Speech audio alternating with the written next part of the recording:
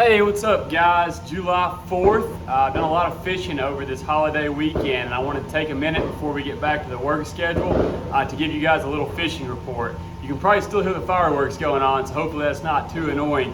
But I've been on Cherokee and Douglas, so I usually only do one of the lakes on these fishing reports, but today we're actually going to do both, and it's actually surprising, man. Jefferson County is fishing really dang good for it to be July 4th. I mean, it's usually this time of year it gets really tough, but so far they've still been biting. I don't know if that's just, we've not had as many tournaments this summer or what, but man, they're really biting good. So we'll jump right into it. It's gonna be a little bit longer video. So the first thing is on Douglas. Now Douglas, a lot of those fish are exactly where you would expect them to be, out deep.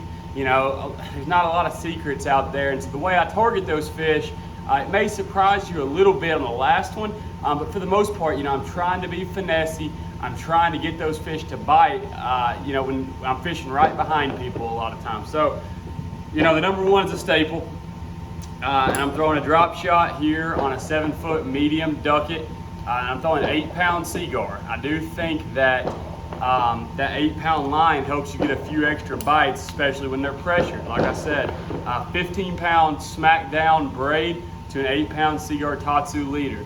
Now the thing that I'm doing a little bit different with this drop shot is I'm pulling up on the ends of those points, 25 to 30 foot deep, and I'm really using my active target to look for the groups of fish that are active and feeding. So when they're active, you'll see them balled up a little bit tighter on your graph, maybe with a ball of bait nearby, and at that point you can throw that drop shot and get it right on their heads, and you'll usually catch one. The second bait that I've been throwing Douglas a lot, and if you guys have watched my stuff before, you'll know this is a favorite of mine anyways, but I'm throwing the big TRD from ZMan. This is in the hot snakes color. I'm throwing that on a 1/5 ounce head. Now, I like the big TRD when I'm fishing for, situations where there could be largemouth around, and Douglas, a lot of those schools, it's probably 60-40, mostly largemouth. And I'm throwing that on the same setup. So it's a 7-foot medium action rod. This is the Wheeler series. 15-pound braid to an 8-pound Tatsu leader. Once again, light line, you're dragging this 1/5 ounce bait in 25 to 30 foot, so it's slow. You're just gonna drag this thing, and occasionally, you kind of fish it like a traditional worm, but occasionally you'll give this thing a pretty good pop, because what that mushroom head does is it lets it spiral on the way down, and so you'll pick up a few fish doing that. A 2.5 pounder is a pretty good one out there right now, but you're catching a ton of 2-pounders, so that's been pretty cool. Now this final bait is the one that might surprise you a little bit. Now it is something that I love to do. It's one of my favorite baits. And this is the 7-inch, a little bit of a secret here with the spoon that I throw. I probably shouldn't give this away, but I throw the 7-inch Bass Pro Shop spoon. Now I've doctored it up a little bit, added a feathered treble, some stinger hooks up front. I've changed the split rings, added a barrel swivel. So I do some work to it, but that 7-inch Bass Pro Shop spoon is an awesome profile, and it's actually a little thinner, so it doesn't fall quite as fast as the nickels. And man, they really like it out there when there's not a ton of current going. So I throw that on a 7.6 heavy Duckett, 20-pound Seaguar. This is InvizX that I'm throwing on here now. And the key with this spoon, so this is what surprises people. So everybody throws a spoon out there, but a lot of people will throw that drop shot in the net and try to get them fired up and then throw that spoon in there. I don't like to do that. I think those fish are kind of used to that. I think when they see a bait, they get conditioned, and they're not in that tight feeding group anymore once they've saw a bait and decided to either bite it or not bite it. And so what I look for a lot with that spoon, I'll pull up, and it's the first bait I throw. I pull up and I look for those groups that are really tight and active, maybe feeding up, something like that, and I drop that spoon on them first thing. And what that does is it usually busts them up. You usually catch one first throw. It's usually the biggest one. But after they bust up, that's when I grab that drop shot in that net, and you kind of pick them off because they're still in a good mood. And a lot of times they'll come to the boat. You just drop that drop shot in their head and catch another, 1 or 2 fish really quick. And then you've caught, 3 fish on one hole.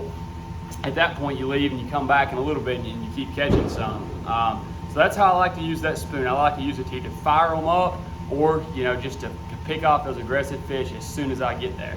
And so that's what Douglas has been. You can go out pretty much any day with those 3 baits and catch 20 to 25 fish in a day in that 25 to 30 foot deep place. Main river channel, you know, places where the current's gonna hit, you know, your traditional summertime offshore places. Now Cherokee is a different beast. I went there today, I fished for probably 4 hours. You know, I caught like 7 or 8 fish, and I caught them doing something that I really love to do there too.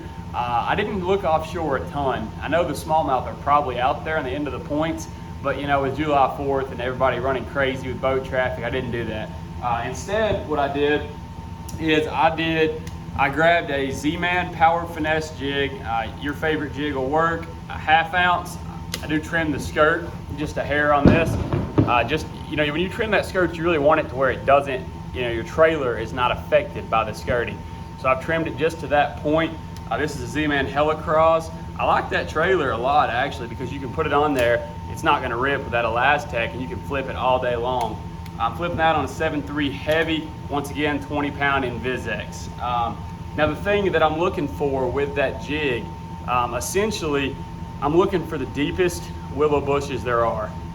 And you know, I've lived here for a long time, so I know where those deeper willow bushes are, but those ones that really sit out in the middle, you know, in the middle of a pocket that are, you know, 7 to 8 foot of water, those are the ones that are high percentage. Now you can catch some on all the little cover up on the bank, the laydowns, the bushes and things like that. But when you find those really isolated, deeper willow bushes, you know, maybe in a creek channel, those are the ones that you can flip in there in first cast. I'm gonna catch one almost every single time. I mean, it really was today. Everywhere I went that I flipped this jig, I caught a couple. I mean, there was nowhere that I fished that I thought looked right that I didn't get bit. I think I caught 2 out of brush piles also in like 15 foot. But most of those fish were flipping bushes, and that's what I love to do this time of year. So guys, if you get out soon, give those things a try and see if you don't catch a few more fish. Comment below with any questions. Hope you enjoyed Jefferson County. You know, it's somebody that I work with, and you know, we're lucky right now that it's fishing really, really good. So if you guys have any questions, just let me know and I'll do what I can to help. Thanks for watching. See ya.